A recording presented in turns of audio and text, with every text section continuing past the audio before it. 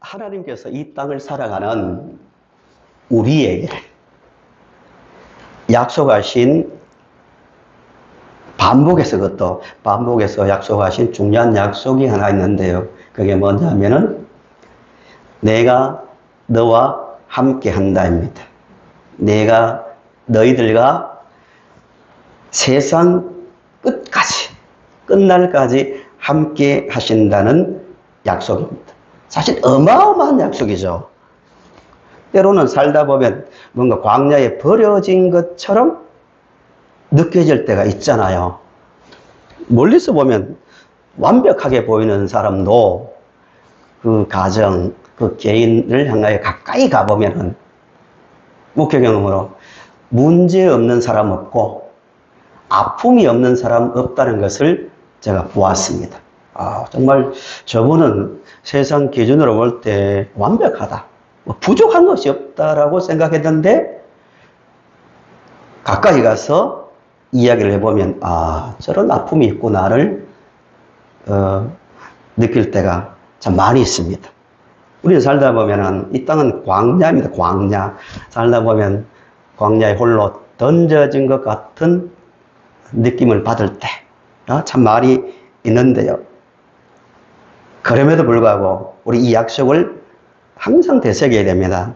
내가 너희들과 세상 끝날까지 함께 하겠다는 그 약속입니다. 그 약속을 항상 오늘 9월 첫날인데요. 항상 그 약속을 매 순간마다 되새기며 살아갈 수 있기를 바랍니다. 모세를 부르실 때도 복잡한 그 상황이잖아요. 국제 정세가.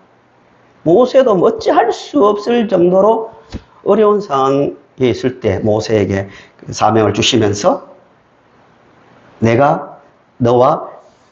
반드시 내가 너와 함께 있으리라고 약속하셨습니다. 3장 12절에 나오죠. 여호수아에게도 1장에서 내가 내게 명령한 것이 아니냐, 강하고 담대하라. 두려워하지 말며 놀라지 말라. 내가 어디로 가든지 네 하나님 여호와가 너와 함께 하느니라 라고 말씀하셨습니다. 이사야서 40장에서도 41장에서도 두려워하지 말라. 내가 너와 함께 함이라. 놀라지 말라. 나는 내 하나님이 됨이라고 말씀하셨습니다.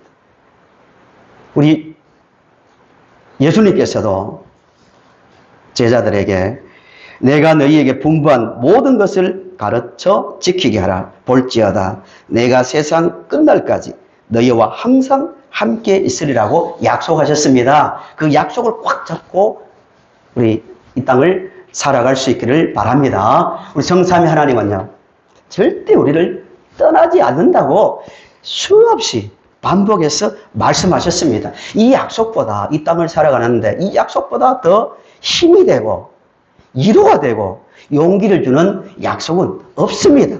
하나님께서 함께 하신다는데요. 전능하신 하나님, 모든 것을 보고 계시고 듣고 계시는 그 하나님께서 함께 하신다는 그 약속만큼 우리에게 힘을 주는 그 말씀은 없습니다. 그 약속을 우리가 받고 이 땅을 살고 있습니다. 세상을, 교회사를 봐도 그렇고요. 성경을 봐도 어려운 환경 때문에 신앙생활이 중단되거나 넘어지는 경우는 없습니다. 문제는 하나님께서 함께 하심을 믿지 못할 때 넘어졌습니다. 아무리 사방으로 확 우겨쌈을 당하고 답답한 일을 만나도 또 사도들처럼 공회원들에게 예수님을 십자가에 달아 죽인 그 사내들인 공회원들에게 둘러싸여 위협을 당하고 뺨을 맞고 감옥에 갇혀도 그들은 전혀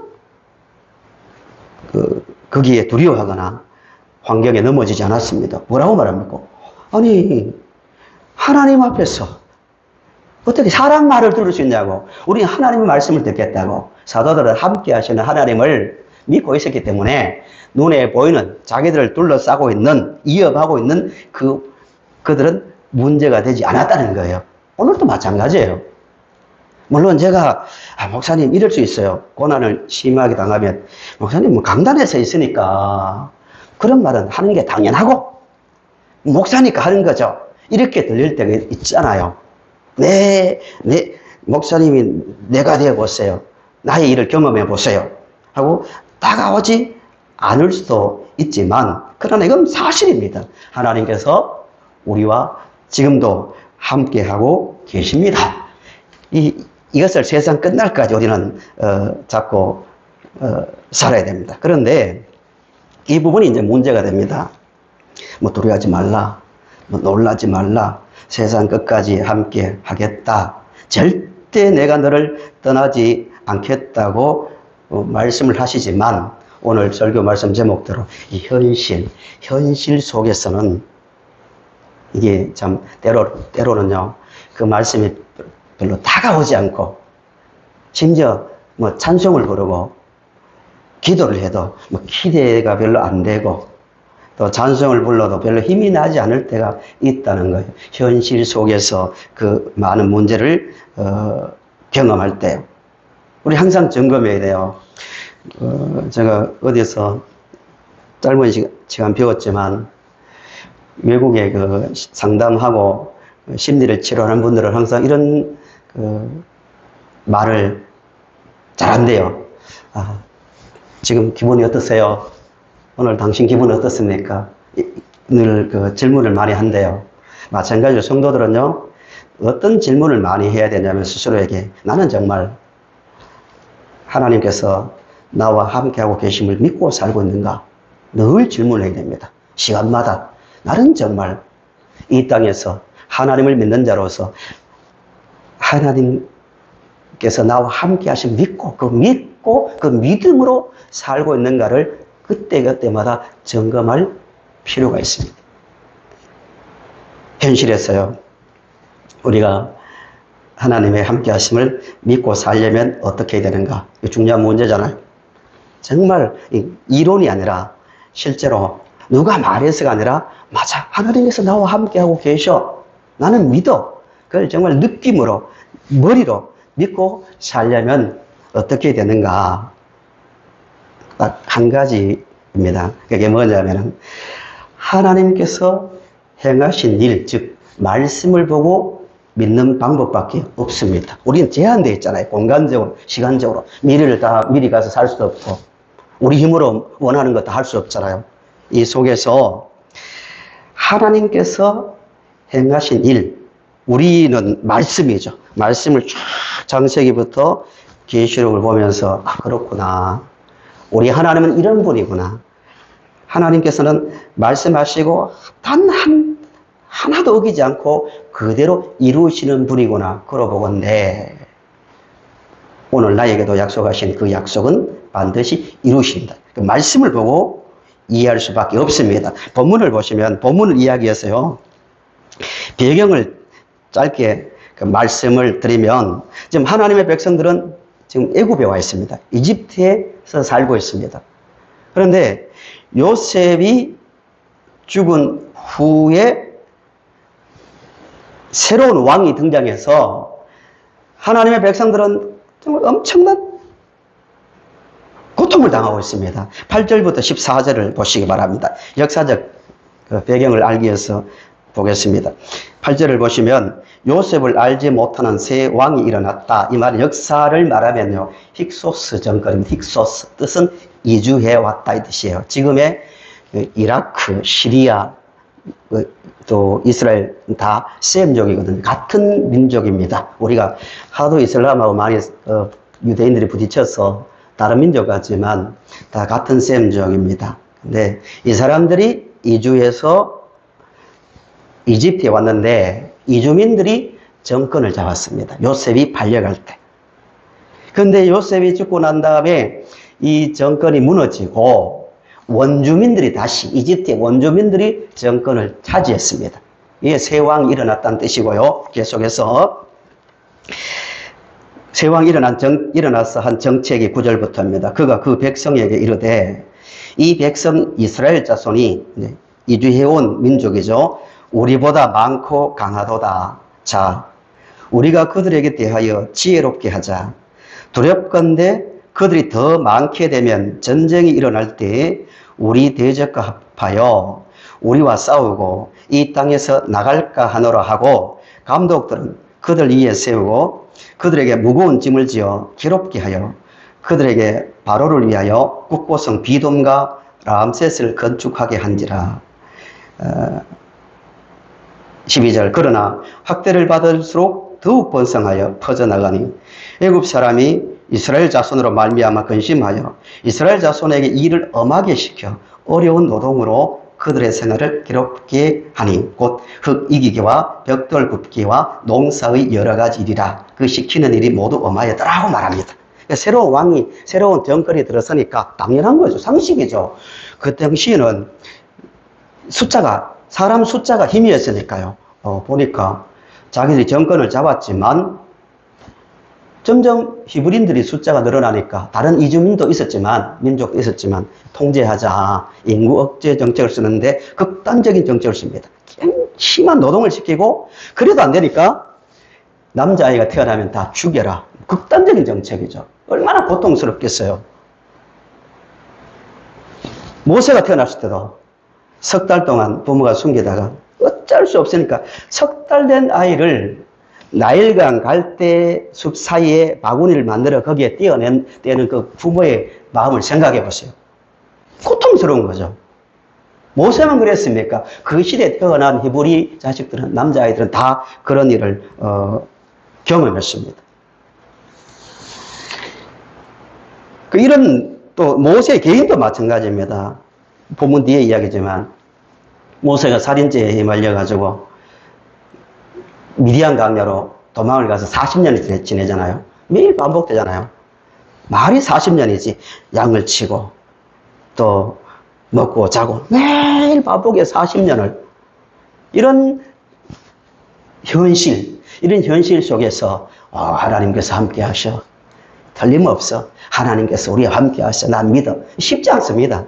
성경을 보면 이 사람들은 모세도 마찬가지고 그때는 하나님께서 함께 하신다는 것을 믿지 못했습니다. 믿지 못했단 말입니다.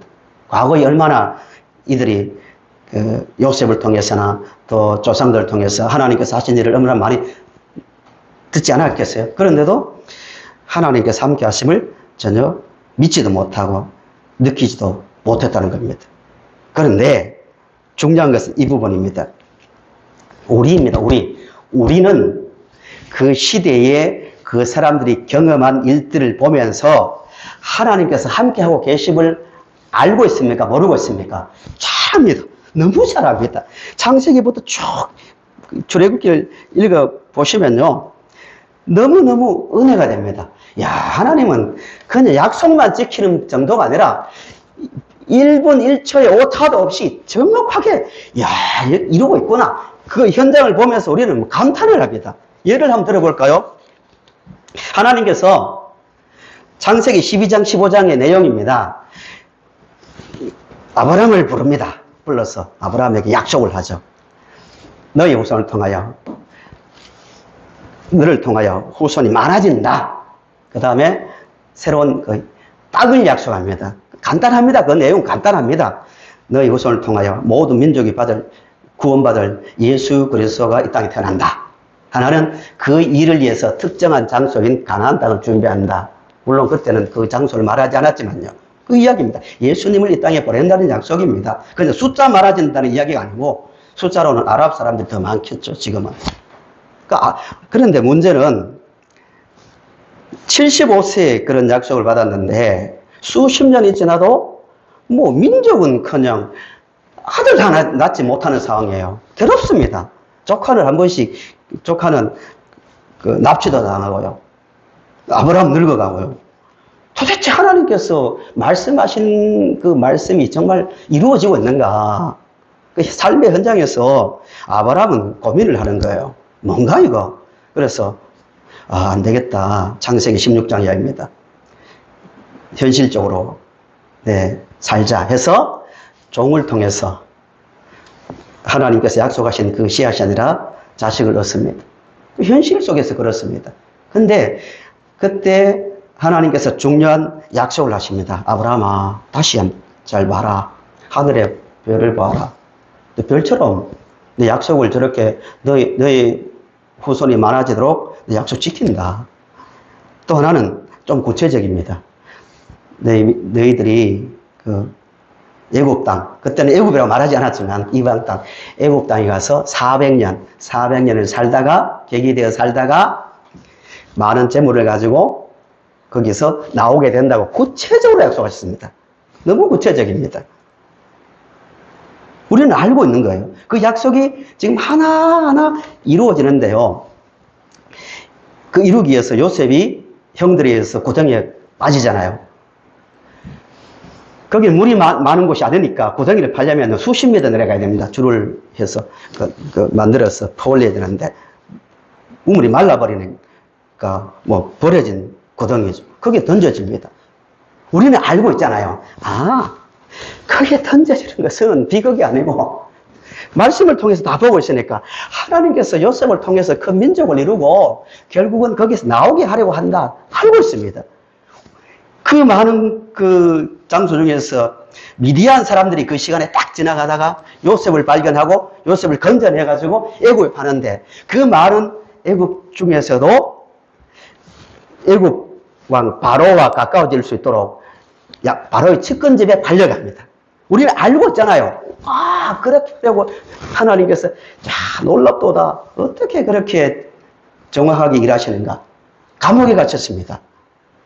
감옥에 갇힐 때도 비극이다가 아니고 감옥에 갇혀야 요셉이 그 신분에서 왕을 만날 수 있다. 잘 알고 있습니다. 요셉이 팔려갈 때도 조금 전에 말씀드린 대로 딱 그때에 힉소스 정권, 같은 셈족, 히브리인들이 속한 셈족 정권이 차지하고 있습니다. 그러니까 요셉이 노예로 팔린 사람조차도 총리까지 올라갈 수 있는 거예요. 이주민을 자기 민족을 우대하는 정책을 썼으니까요. 놀랍지 않아요? 우리는 그걸 답을 다 말씀을 통해서 하나님께서 행하신 일을 보고 있으니까 그 시간에 그 사람을 만나고 거기에 빠지고 또 그래서 그런 꿈을 꾸게 하고 총리가 되고 탁탁탁탁 맞아 들어가는 거 보면은 뭐 감탄할 정도입니다. 그래서 우리는 하나님께서 보세요, 말씀을 보세요, 우리와 함께 하십니다라고 쉽게 말을 합니다. 그런데 우리가 그 현장에 살았던 사람들이었다면 정말 하나님께서 함께 하심을 알 수 있었을까? 몰랐다는 거예요. 성경 그 이야기를 하고 있거든요. 왜 여기 왔는지도 알지 못하고 또 왜 이런 고통을 당하는지도 알지 못했습니다. 그런데 말씀드린 대로 그들과 우리의 차이는 그들은 모든 상황을 일어난 일들을 모르고 있으니까 현장 속에 있으니까 이해를 못했지만 우리는 다 알고 있습니다. 답을 보는 것처럼 맞아. 하나님께서 아브라함을 약속하셨고 그 약속대로 요셉을 세웠고 고생에 빠졌고 팔렸고 탁탁탁탁 그 정권 때에 맞추어서 요셉이 애굽으로 갔고 모든 것을 완벽하게 알고 있습니다. 마찬가지로요. 우리도 오늘의 현실 속에서 현장 속에서요. 그 시대의 사람들처럼 우리가 겪는 일들 있잖아요. 이 땅을 살아가면서 영적인 애굽 속에 우리가 살고 있잖아요. 영적 애굽 속에서 살고 있고 또 모세처럼 미디안 광야에서 40년 계속 반복되는 그 삶. 뭐 사명이고 뭐가 없습니다. 그냥 양을 칩니다. 숨어서 그냥 양치고 자고 먹고 자고 양치고 자고 40년 지납니다. 하나님께서 함께 하시면 모르는 것처럼 우리도 얼마든지 그럴 수 있다는 거예요. 완전 우연이겠지. 남들은 잘 되는데 나는 왜 이렇게 미디안 광야에서 그냥 뭐 의미 없이 그냥 반복된 세월을 허비하면서 이렇게 보내야 되는가? 또 우리는 왜 이렇게 고통을 당하는가? 왜 갈수록 더 힘든 삶을 살아야 되는가? 내일을 알 수 없는 이 정권 속에서 고통을 당하며 살아야 되는가? 이럴 수 있다는 거예요. 우리가 현실 속에 있으면 그때 그들처럼. 그러나 방금 말씀드린 대로 우리는 신약을 사는 시대를 사는 성도들의 특권이죠. 우리 손에는 뭐가 들려 있습니까? 하나님 말씀이 들려 있습니다. 상세하게 성경의 특징이 실명을 거론하고 연대를 말해주고 모든 상황을 다 말해주잖아요. 하나님께서 이렇게 하셨다. 하나님께서 이렇게 하셨고 그때 이렇게 해오셨고 우리에게 이런 약속을 주셨다는 말씀을 우리 손에 들고 있습니다. 답을 가지고 있습니다. 그래서 이것을 보면서 우리는 오늘 우리와 함께 하신 하나님을 충분히 신뢰할 수 있다는 겁니다. 그런 점에서요. 그래서 우리는 영적인 예국, 영적인 미대한 광야에 살고 있지만 말씀을 보면서 얼마든지 하나님과 동의하는 삶을 살 수 있는 충분한 조건, 중요한 표현입니다. 하나님과 동행할 수 있는, 하나님께서 나와 함께 하고 계시는 것을 느끼고 이해할 수 있는 충분한 조건을 그냥 신비한, 가끔 가다 경험하는 신비한 경험을 통해서 하나님 함께 하시는구나가 아니라 완벽하게 논리적으로 또 감성적으로 하나님께서 나와 함께 하시는구나를 알 수 있는 충분한 조건을 주셨습니다. 이게 하나님의 말씀입니다. 그런 점에서 우리가 이 땅을 살아갈 때 이런 습관을 들여야 됩니다. 아침 뉴스를 듣거나 세상 사람들을 만나서 말을 듣기 전에 먼저 하나님 앞에 한 인간으로 서서 하나님 말씀을 듣는 습관을 들이는 거 굉장히 중요합니다. 매일같이 그렇구나, 그렇구나. 그 원리를 보고 오늘 이 세상 속에서 나 이렇게 살 거야. 하나님께서 이렇게 하시는 분 맞아. 매 순간마다 말씀을 통해서 하나님을 만나는 그 습관을 들이는 것 매우 중요합니다. 요즘 얼마나 혼탁한 시대입니까? 깜짝깜짝 정말 놀랄 만한 그런 시대가 되었습니다. 기독교 통계를 봐도 그렇고요. 기독교만 그런 게 아닙니다. 교회를 너무 욕할 필요 없습니다. 불교에서도요, 방송을 보면요, 스님이 될 사람이 없으니까요, 모집하려고 얼마나 홍보를 하는지 모르는 시대고요. 모든 종교가 그렇습니다. 이 시대에 무종교가 많아지는 시대 속에서 우리 기독교도 그런 흐름을 타고 있습니다. 하나님을 멀리하는 그런 하루가 다르게 멀리하는 시대지만 우리 현장 속에서도요, 말씀을 하나하나 되새기면서 하나님께서 우리와 함께하고 계시고 지금도 세상을 다스리고 계신다는 그 사실을 항상 믿고 느끼면서 체험하면서 살아갈 수 있길 바랍니다. 신약 시대에 또 우리는 이 시대에 사람들보다 훨씬 유리한 조건을 가지고 있는 게 뭐냐면요, 하나님께서 정말 우리와 함께 하심을 어떤 순간에도 함께 하심을 신뢰할 수 있는 근거가 있습니다. 성경을 한번 찾아보실까요? 하나님께서 내가 고통을 당하고 답답하기를 만나고 도저히 벗어날 수 없는 어려운 환경 속에 있더라도 맞아, 하나님은 지금 나와 함께하고 계시라고 고백할 수 있는 근거가 뭐냐면요, 로마서를 찾아볼까요? 로마서 5장을 한번 보세요. 로마서 5장. 하나님께서 오늘 지금 이 순간에도 나와 함께 하신다. 나를 절대 버리지 않고 나와 세상 끝까지 함께 하신다는 그 신뢰할 수 있는 근거. 5장 3절부터 제가 쭉 읽어보겠습니다. 예. 다만 이뿐 아니라 우리가 환난 중에도 현장이죠, 현장. 즐거워하나니 이는 환난은 인내는 연단은 소망을 이루는 줄 알미로다. 안다 이 말은 지식적으로 인간 이성으로 안다 이 말입니다. 알미로다. 소망이 우리를 부끄럽게 하지 아니함은 우리에게 주신 성령으로 말미암아 하나님의 사랑이 우리의 마음에 부음바 되면이, 사랑이 부어졌단 말은 하나님 함께 하시고 계시다, 절대 버리지 않는다는 신뢰죠. 근거 6절 보세요. 우리가 아직 연약할 때 규약대로 그리스도께서 경건하지 않는 자를 위하여 죽으셨도다. 그러니까 하나님께서 먼저 우리를 알고 사랑하셨다는 거예요. 그 다음 계속해서 8절. 우리가 아직 죄인 되었을 때, 쟤는 사랑해줘야지, 너무 훌륭해, 이게 아니라 여전히 죄 가운데 있을 때, 아브라함이 죄 가운데 있을 때 먼저 하시고 불렀던 것처럼 하나님께서 우리를 사랑한다 이 말입니다.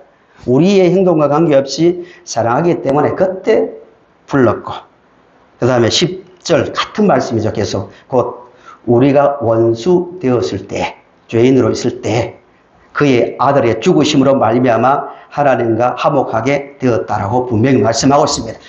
죄인 됐을 때, 약할 때, 원수 되었을 때 하나님 먼저 우리에게 오셔서 아브라함에게 오신 것처럼 우리를 불러 구원하신 하나님을 볼 때, 그 사랑을 볼 때, 아들을 죽기까지 우리를 사랑하신 그 사랑을 볼 때 절대 우리를 버리지 않는다는 고백 아닙니까?